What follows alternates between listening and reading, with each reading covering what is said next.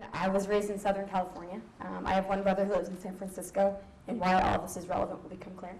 I'm Lutheran. I have a grandfather and 3 uncles who are Lutheran ministers. I have 24 first cousins, most if not all of them are practicing Lutherans. I'm here today because I'm married to Josh Richman, who is Jewish. And we have 2 daughters. I did not expect to get emotional about this. And we have 2 daughters, 3 years and 5 months that we are raising Jewish. I don't even know why I'm getting emotional about it. Josh was raised conservative in a kosher home in Philadelphia. He attended Jewish day school through high school. He has 2 older siblings who both married Jewish spouses who both also happen to be doctors. So there you go. Josh and I met while we were working in politics in Washington, D.C. Before moving to D.C., I worked for Senator Boxer, who's Jewish from Brooklyn. While in D.C., I worked for Senator Schumer, who's Jewish, also from Brooklyn. While working in Senator Schumer's office, I was the only non-New Yorker and one of 2 non-Jews, which actually made getting time off at Christmas very easy. But back to my family, specifically my daughters. In today's program, my talk is entitled, I Was Raised Christian, Married a Jew, Built a Jewish Home, and I'm Seeking My Place in Judaism. The first 2 parts are true. I am Christian and I did marry a Jew. The third part, we built a Jewish home, still a work in progress. So I don't say built, we're building. Finally, seeking my place in Judaism, let's talk about that for a moment. So as far as my place in Judaism, I strive every day to work in tandem with my husband to create an atmosphere of love, respect, learning, and fun for my girls. I lean on my faith in God to help me make difficult decisions and to guide me as how best to raise confident girls, productive members of society, and girls that give back. About 3 weeks into dating Josh, I said, I can't convert. I was not one of those girls that thought about getting married since I was 12. I was never. So the fact that the idea of I had taken this, like we've been dating 3 weeks and I look ahead and not me at all. But being Lutheran was very important to me. And I knew that being Jewish was very important to Josh. So it was something I kind of felt that I had to throw out on the table. About 30 seconds later, he said, okay. We were 24. About 3 years into our relationship, he said, my kids have to be Jewish. About a year later, I said, okay. A year. The idea of leaving behind the very fabric of my upbringing was beyond uncomfortable. When I first wrote this, I actually said it made me want to throw up, and that's probably more true. No more celebrating Christmas in my home, no more going to Easter sunrise services, and sharing that with my girls. I'm still very happy about my decision. Above all, the fact that my immediate family will not have a religious commonality with the rest of my family. Specifically, my mother made me cry, and I'm not a crier.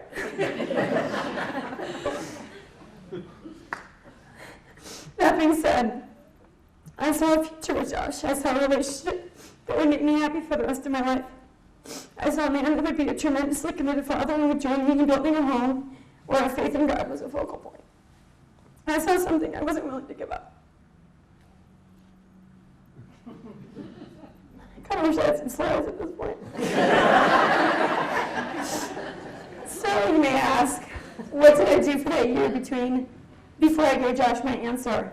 I did a lot of thinking. I thought for hours, days, weeks. I was not that productive at work about what I wanted and needed my children's religious experience to look like, what I wanted it to feel like, how much I needed to be able to drive it, and how much I was willing to be learning along with them.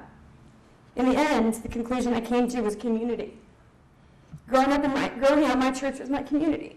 I had school friends, but my church friends were always my closer friends. They were my real community. My church community was a very safe place for me to learn and grow. I was being taught honesty, integrity, and charity, all while having a very good time. I decided that as long as we were able to find and or build a Jewish community around our children, it would enable them to grow into responsible members of the community, while allowing them to be kids and have fun. I could do this. Still, it was the most difficult decision I've ever made in my life, but I'll come back to that. So where are we heading? I guess that's why we're here today, right? I interpret the we to mean the Jewish community, which I do consider myself part of. When talking about where are we heading, I also honestly make the jump to the topic of interfaith marriage and the numbers that are commonly thrown around. I understand that for many of you, I represent the very thing that's causing the demographic decline of Jews. 52% of Jews are marrying non-Jews. 33% of these interfaith couples are raising their children as Jews. According to Wikipedia, very reputable source, interfaith marriage typically refers to a marriage in which both partners remain adherent to their distinct religion, and as such, it is distinct from concepts of religious conversion, etc. Yes, my marriage is an interfaith marriage, but my family is not an interfaith family. We are a Jewish family whose mother wife happens to be Lutheran. That being said, I took a conversion class at Stanford before we got married to make sure I really understood what I was getting into. At no point was I considering conversion, but I wanted the education. I wanted to know everything. I wanted to know how to build a community for my children that was genuine. I also wanted to understand how best to insert my life experiences into this community so that my children could understand about me as a person without muddling their religious identity, their Jewish identity. I struggle with the word interfaith. There are, of course, families that are raising their children with two faiths, as described in Wikipedia. Or a number of families where one parent's religious identity is much stronger than the others. Or where they have, as in our case, made a very conscious decision to raise their children in one religion over the other. I feel as though all families with one non-Jewish parent get thrown into kind of this interfaith bucket, and therefore forced into somewhat of an interfaith community. I don't want my kids in the interfaith bucket. I've made some extremely difficult life choices, and I've done everything I can to learn about raising Jewish children. And I know that their Jewish identity will be best served if our family is wholeheartedly welcomed into the Jewish community. I don't have anything funny to say right now. When I was asked to talk today, I was asked to touch on the resources that have been especially helpful to me as a non-Jewish mother, raising Jewish kids. My husband and I both work full-time and have two very small children. The only resource we seem to have time for is our community. The people that surround us in everyday life. So we've worked to make that community as relevant to developing a Jewish identity as possible. My 3-year-old daughter Samantha is currently in her second year here at the JCC at Tenna Preschool. Tenna is an extremely valuable resource for teaching Samantha Jewish tradition, practice, and values, and me. She makes Hall on Fridays, knows the Shabbat prayers, learns about the holidays. I learn a great deal from Samantha. I also learn from the other parents that we've met through Tenna, many of whom have one non-Jewish parent. At Tenna, I'm the mom of a student. That's it. I'm not the non-Jewish mom of Sam. I'm not the non-Jewish wife of Josh. Excuse me.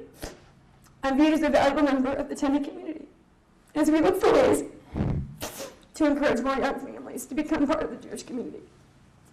I suggest, instead of having classes or events aimed at interfaith families, have events aimed at raising young children. I don't know why I'm doing so. We're all in the same boat. We're trying to create a Jewish community that we and our children can be an important part of. I happen to not officially be Jewish, but I'm doing my best to make sure that none of you catch up.